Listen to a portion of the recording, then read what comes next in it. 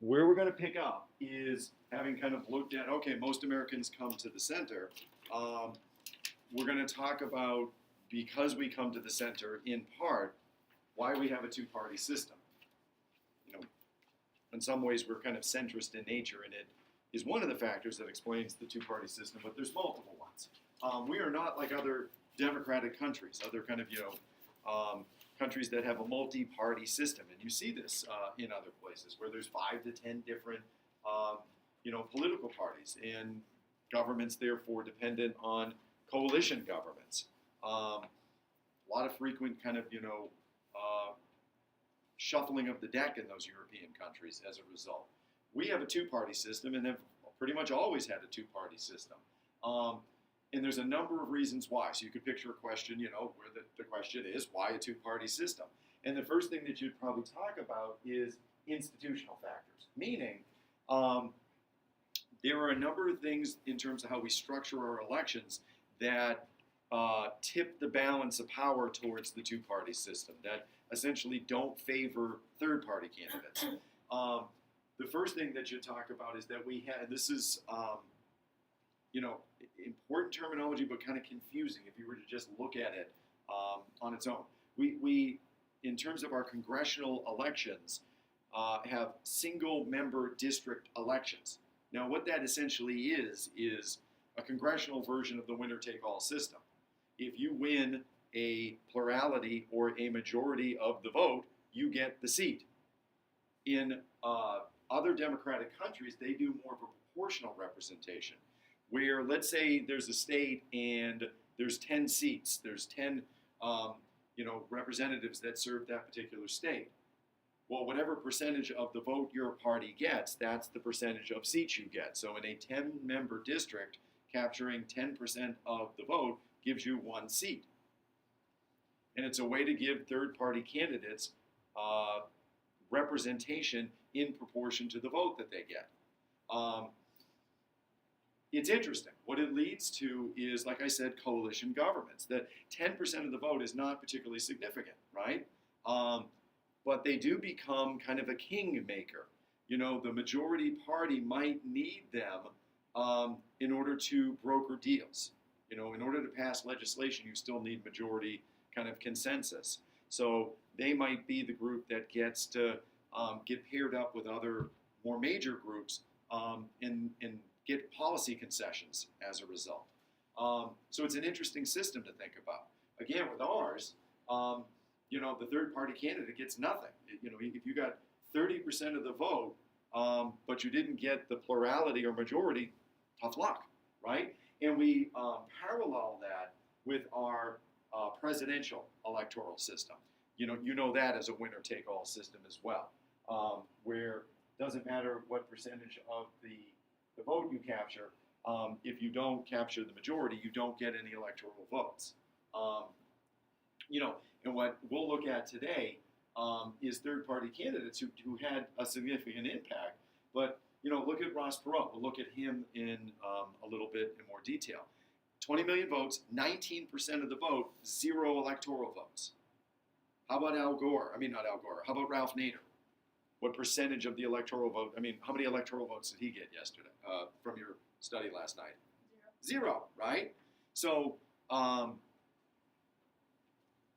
what it leads to is a sense, and you want to kind of know this. Again, there's, we've talked about pigeonholing and gridlock, and there's kind of, insider political talk where voting for a third party because of this phenomena is considered throwing your vote away.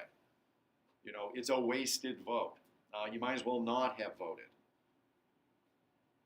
And Ross Perot might be a good example of that. He got all these votes and yet no electoral impact.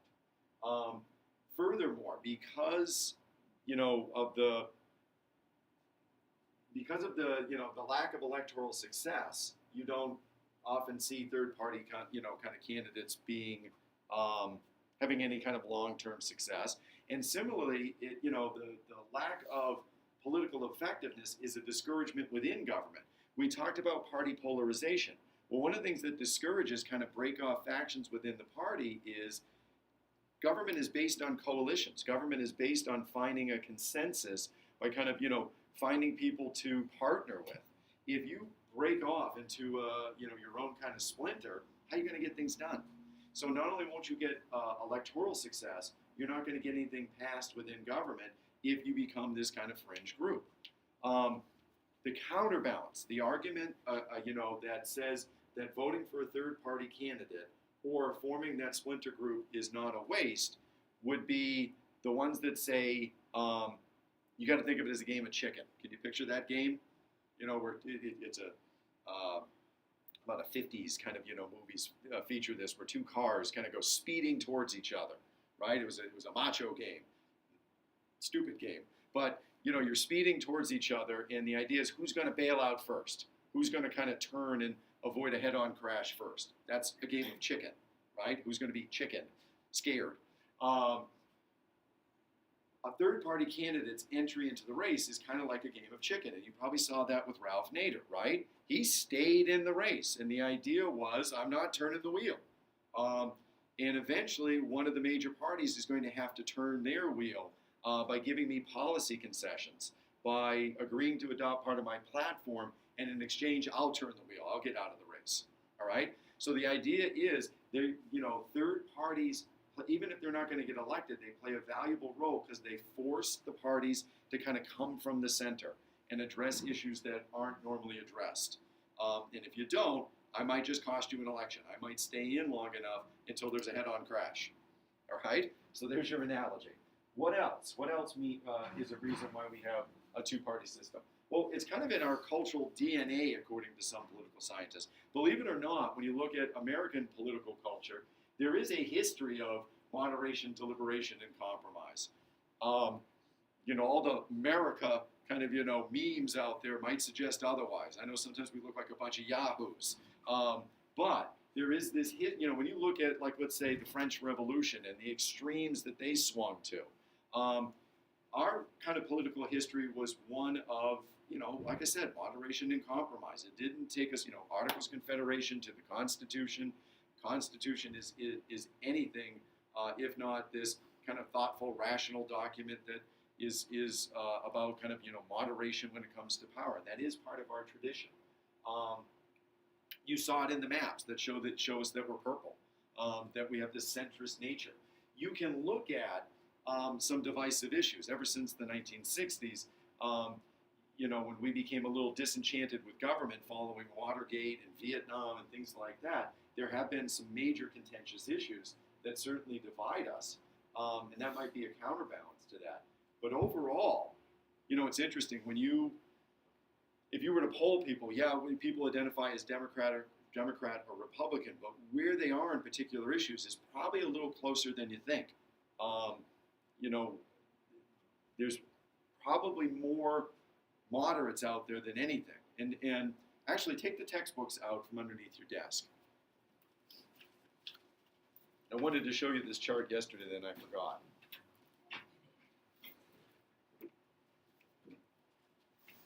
Page 320. Everybody got one? Who's short? Page 320. So on page 320, what you're going to see is a chart. And what it shows you is kind of, across the years, what percentage of the American public identified as Democrat, Republican, and Independent. And what column's the highest? The Independents. By a little or a lot?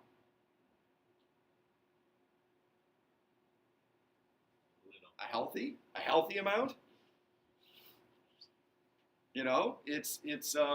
We do have this kind of history of moderation, and that may kind of indicate that a little bit for you. All right? So thought that might be interesting to you. What else? Well, party identification is something that gets kind of firmly entrenched as well.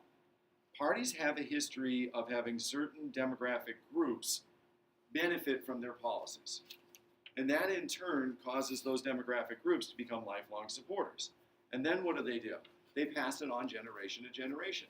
Where does your religious identification come from? Did you independently pick that at some point in your life? Where did it come from? Parents, right? Where's your political identification come from? Same answer, right? Why would it be any different? You know, major values are handed down kind of within the family. So, I mean, there's other factors, obviously, but by and large, that's going to be one of the biggest influences. And so political identification kind of gets handed down generation to generation. You know, the party has a history of supporting Democratic Party and gender. You know, if you look at the Democrats in terms of the issue of choice, the issue of equal pay, other kind of civil rights issues, you have to kind of take out socioeconomics because, you know, to talk about women voting as a monolithic group is a little disingenuous. In other words, women are very different and complex.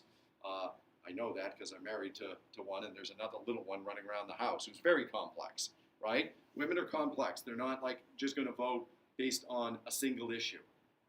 But if you look at,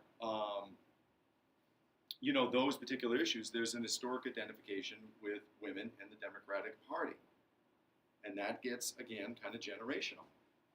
So you can find demographic groups and you can find out why they identify with a particular party. And as long as the party continues to support those policies, it perpetuates. All right? So it looks like not a lot of room for third parties, and yet they still appear. What you guys have to have is a little bit of sense of the history of third parties, and we'll look at kind of 3 case studies, the 3 perhaps most significant third party movements. And again, we'll remind you about why they're important. The reason they pop up is largely because, again, this centrist nature and this, you know, not only do we have this centrist nature, but like I said, parties have demographic groups that historically support them. So they continue to support those policies. There's not much new kind of, you know, policies being discussed then, right? We have this pull to the center and this need to maintain coalitions. Not a lot of new stuff being talked about. So when there's this, you know, critical issue that a group sees that the parties aren't addressing, that they feel deserves like a no compromising approach, up they come, right? It also is kind of the seeds of their demise too. You know, I just said that government depends on coalition and finding partners to get legislation done. If you're wrapping yourself around a single issue, who's your coalition, right? You've got one demographic that you're really pulling. Who you're going to ally with. So it kind of explains, again, why people see this as throwing their vote away. But we'll see if that bears out when we look at the case studies. So the first one you ought to know about is Teddy Roosevelt, right? Teddy Roosevelt is a 2-term, once-elected president. He, you know, succeeds McKinley when McKinley is assassinated. Goes into retirement. His hand-picked successor is Taft. Taft actually wanted to go into the Supreme Court, but Teddy Roosevelt essentially says, no, you're going to be, you know, president. This is your political pathway. You know, Taft gets elected, but Teddy Roosevelt can't stomach, essentially, what Taft is doing with the presidency. That's the ego of Teddy Roosevelt, in part, that, you know, he is a bull, you know, wants things done a certain way. Consequently, forms the kind of the Bull Moose Party. The progressive movement is what's characterizing this particular time period. So he runs as a third-party candidate. Now, that may explain the kind of the skewed election results, because this is not just some fringe individual running as a candidate. Whoops. I have to close the link. This is Teddy Roosevelt. All right? So he gets 27% of the vote. You kind of see the election results here. He gets 88 of the electoral votes. 27% of the popular vote, 18% of the, or excuse me, 16% of the electoral votes, 88 electoral votes total. The yellow states are the ones that he captures. Pretty significant run. But, you know, to no impact in terms of governance. Now, another one I want to mention is George Wallace. Do you recognize his name at all? Hopefully you guys studied him a little bit. He's a Southern Democrat. He's the governor of Alabama. He's running for a new party called the American Independent Party. On one level, what they're championing is states' rights. Now, when I say states' rights, I've got it kind of in quotes, because what it's code for is a party that's in opposition to expanded federal power that's being used to integrate schools, to push for desegregation, to promote the civil rights movement, right? So states' rights, that sounds like, well, I can get behind states' rights. I believe that's an appropriate check on federal authority, but they're kind of behind the wrong issues here, obviously. He's using it to kind of thwart efforts to promote civil rights. Wallace, he's a bit of a character too. He's rather outspoken. So he's basically against liberals, communists, the Eastern press, federal judges, pointy-headed intellectuals, the elite, those Eastern elites that are trying to force things down Southerners' throats here. He makes a bit of a name for himself. He does a lot of kind of splashy things. One of which is his inaugural address, which you might recognize.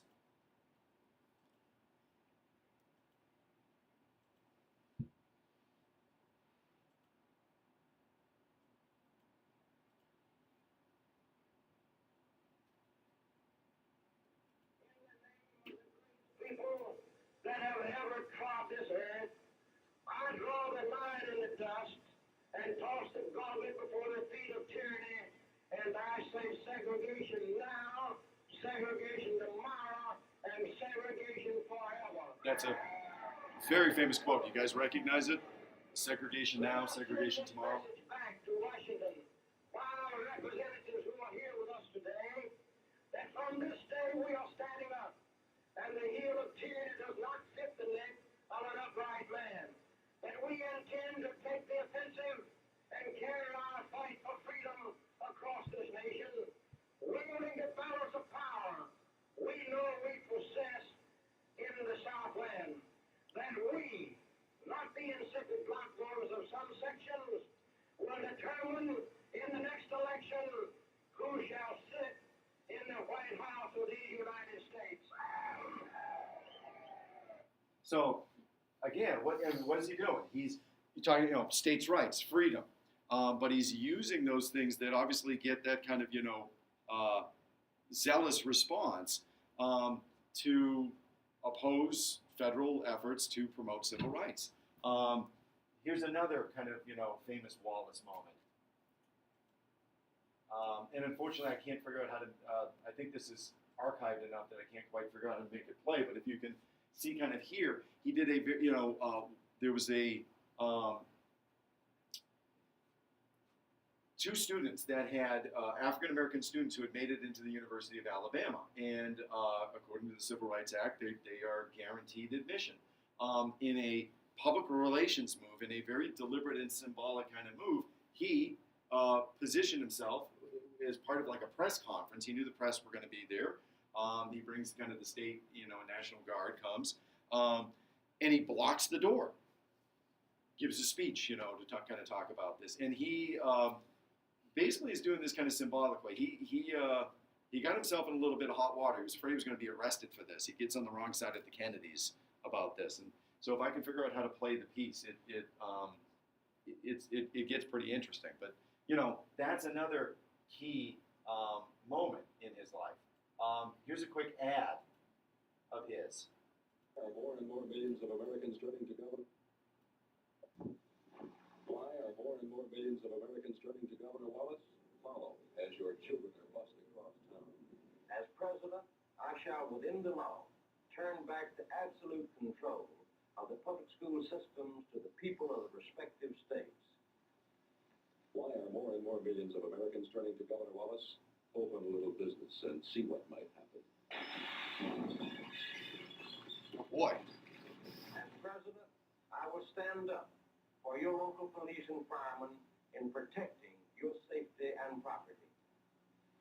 Why are more and more millions of Americans turning to Governor Wallace? Watch your hard-earned tax dollars sail away to anti-American countries. As president, I will halt the giveaway of your American dollars and products to those nations that aid our enemies. Wallace has the courage to stand up for America. Give him your support. All right. So what does he seem like to you? You know, does he seem a little scary, right? But then when you look at his electoral success,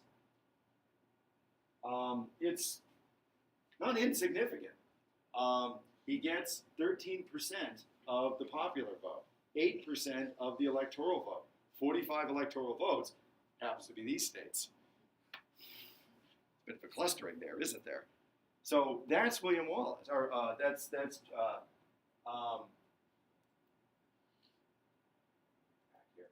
George Wallace, right? So again, that's a significant moment. You might be using this as anecdotal information to kind of talk about the viability of third-party candidates. Now, the most colorful candidate, the one that I like to talk about the best, is Ross Perot.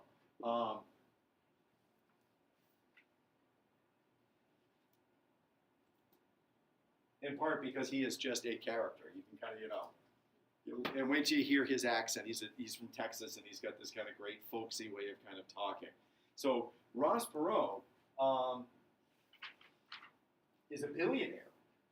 He, had I think it was General Motors he started with, and then he did his own company, and the company was data processing. This was right, when the internet was, starting to be built, and people made fortunes by having a kind of company that was critical to the building of the infrastructure for the internet. And he sells it to General Motors for like $2.5 billion. And then he uses, his campaign is like 90% personally financed. And way he campaigns is very unique, very kind of captivating, and again, you're going to see fairly successful. So his platform is to stress, he's a candidate that's running on the idea of we need relief from heavy-handed institutions. Now, what he means by that is the federal government, but what he also means is, there's a religious right kind of movement that's characterizing the 90s as well. And he just basically wants, freedom from any kind of outside group telling, people what to do. In some senses, because he's opposed to kind of religious right and, a kind of a left-centered government, you could call him a moderate, but he also may fit the label of a libertarian, someone who emphasizes almost like absolute liberty and a free market approach in all things. The other major issue that he's touting is a need to combat the rising deficit. Deficits, following Reagan, obviously are kind of skyrocketing, and he sees this as a critical need. How he goes after it is a really unique campaigning style. He's one of the first to go in the talk show circuits, starting with Larry King. I don't know if you know Larry King. Nowadays, candidates and incoming, sitting presidents do it regularly. They will make sure they make it to Letterman. They'll, Bill Clinton is kind of famous for being, I think it was Jay Leno. He played the saxophone, and they asked him a question about, do you wear boxers or briefs? He knew that was a medium to reach all kinds of, young voters, and you had to reach out to that demographic by maybe answering kind of, questions you'd never ask Nixon. I don't think anybody's asked Nixon, boxers or briefs, but Clinton went on, played the saxophone, and, was this great kind of personable individual. Today, it's like Daily Show and Colbert, when those shows were around. At any rate, he's the first to kind of go on, and I'll show you a little clip from there. He also would do personally financed infomercials, and they would be 30 to an hour long, 30 minutes to an hour long. It wouldn't be necessarily prime time, and I don't know who's tuning in necessarily, but he would run these huge kind of, infomercials, and what's great is in the middle of it, he pulls up charts and graphs, and he has a real kind of simple, folksy way of kind of talking to you when he does his,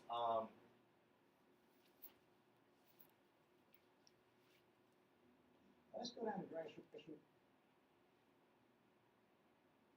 just stop. He has a real kind of, way that as he talks, you really kind of identify with him. So here's his appearance on Larry King. Let's go down to grassroots America where the people are hurting. And everybody's saying, why are we in this mess? First thing I'd like you to do, all of you, is look in the mirror. We're the owners of this country. We don't act like the owners. We act like white rabbits that get programmed by messages coming out of Washington. We own this place. Is there any scenario? in Why which white you would rabbits? I run don't know. for president? Can you give me a scenario in which you'd say, okay, I'm in? Number one, I don't want to. I know. Is there Number a scenario?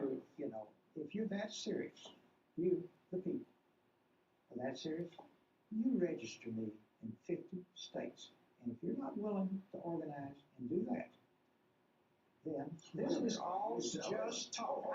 Wait a minute, Larry. I'm saying to the ordinary folks, if you're dead serious, then I want to see some sweat. I want to see some sweat. Why do I want to see some sweat? I said it earlier. I want you in the ring. How do you not like him already, right? He's different. That.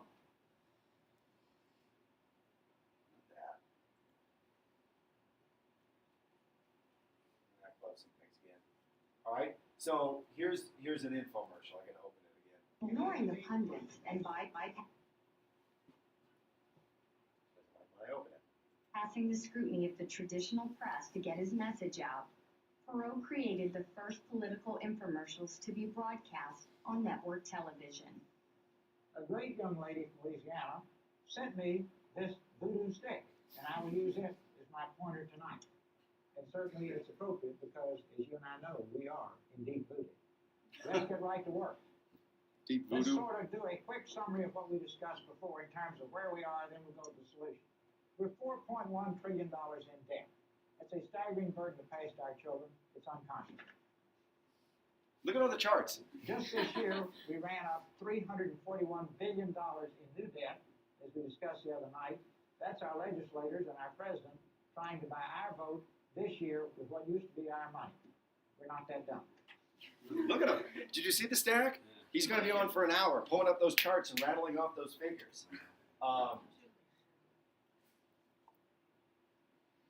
right. So what's really cool is this was the first time that a third-party candidate became viable enough that they got invited to the debates. The official debates are run by, what are they called? Commission on Presidential Debates. Good name. And you have to have like a 15% threshold in order to get invited. You can't be just, hey, I want to be part of the debates. It's the Hooray for America party, and invite me, and I'm going to go debate Barack Obama, right? You have to be viable. You can't be a Yahoo. And to do that, they set a threshold of 15%, and Perot hit it, even though he had dropped out of the race a few months earlier, citing kind of, personal reasons. You can kind of see he was like, in some ways, almost a reluctant candidate. You guys register me, and I'll vote. At any rate, he gets invited to the debates, and The dollar's gone through the... there he is up there with the incumbent president, Clinton, who will win in a landslide, on equal Whose footing. fault is that? Not the Democrats, not the Republicans. Somewhere out there, there's an extraterrestrial that's doing this to us, I guess. And everybody says they take responsibility. Somebody somewhere has to take responsibility for this. Now, just for the record, I don't have any spin doctors. I don't have any speech writers. Probably shows. I make those charts you see on television. Actually, now. He has this great appeal, right? And he's sailing along in many ways, and many people thought he won that debate, but he hits kind of a roadblock in that people begin to look at that folksy way, and it begins to maybe wear, and they kind of make fun. And then during the vice presidential debates, his running mate is a former Vietnam War veteran and officer. Where are you? A guy named Admiral Stockdale. And unfortunately, you'll only get a sense of it a little bit here. It's almost like deer in the headlights, where he comes out. He's an academic at this point. And it just looks like he went sideways. And remember, I said this is one of the first insights as to what kind of president you'll be. Who did you select as your running mate? And this opening line, it happens kind of quickly, is almost like his downfall. Who am I? Why am I here? He looked like an old man that wandered into the room and didn't know where he was and why he was I'm not there. a politician, everybody knows that. So don't expect me to use the language of the Washington Insider. 37 years in the Navy, and only one of them up there in Washington. And now I'm an academic. The centerpiece of my life was the Vietnam War. I was there the day it started. I led the first bombing raid against North Vietnam. I was there the day it ended, and I was there for everything in between. 10 years in Vietnam, aerial combat, and torture.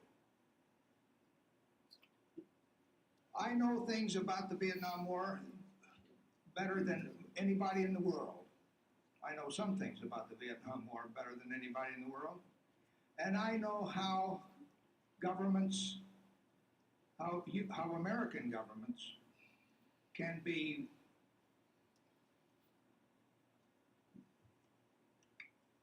How painful. courageous and how they can be callow. And that's important. That's one thing I'm an insider on. So, on one level, he's like, you know, not a polished politician. Not up there being glib. Had moments where he got frozen. Looked like he was a deer in the headlights when he first came out. Maybe that's actually appealing for some people. But like I said, it gets kind of picked up on. So, Perot, I just closed it. I got a jumpy trigger finger here. See if I can still get to it. Perot and Stockdale get kind of picked up on as. I gotta wow my family with a Whoops. God, I look like Stockdale up here right now. Try it again.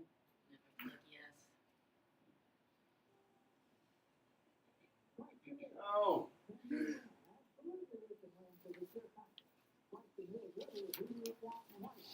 All right, don't go anywhere.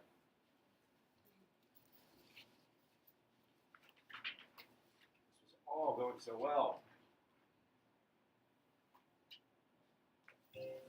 I gotta wow my family with a vacation they'll never forget. You skip. It's Royal Caribbean's Vow to Wow sale, and there's no better time than now to book your vacation. Book today and get 50% off your second guest and more money to spend on board. I vow to break the ice with my father-in-law. I vow to fly like Supermom. I vow to make vacation history. It's our richest offer of the year, Royal Caribbean's Vow to Wow sale. Book now and get 50% off your second guest. Oh my God, are you kidding me?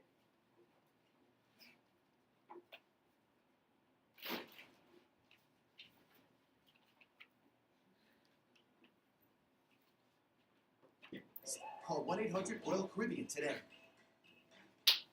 Where are you? Oh, here we go. Hope this is worth it. Hold on. Am I allowing once? Yes.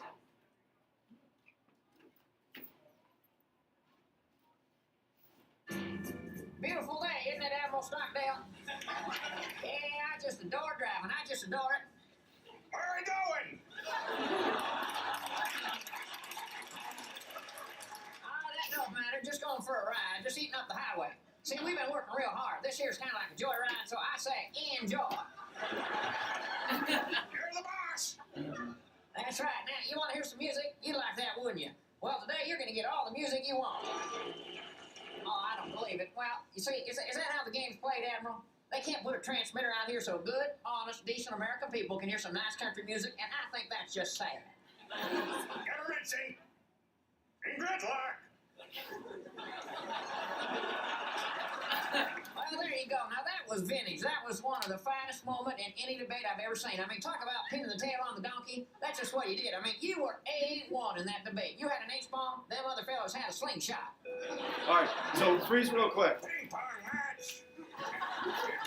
I wish I could show you the whole clip. They essentially he brings him out in the woods and then lets him out like, you know, he's gonna send him to elsewhere. But electoral results. Just look at these real quick before you go. All right, how does he do? Again, like we said, 19% of the popular vote, 0% of the electoral vote, no states. As appealing as he was. All right, over the break, you guys are doing the vacation assignments, and then we're gonna, when we come in, I'll finish the lecture series. We're pretty close. It's a long block, and then we're gonna use some time to go through a standardized test as like a practice activity.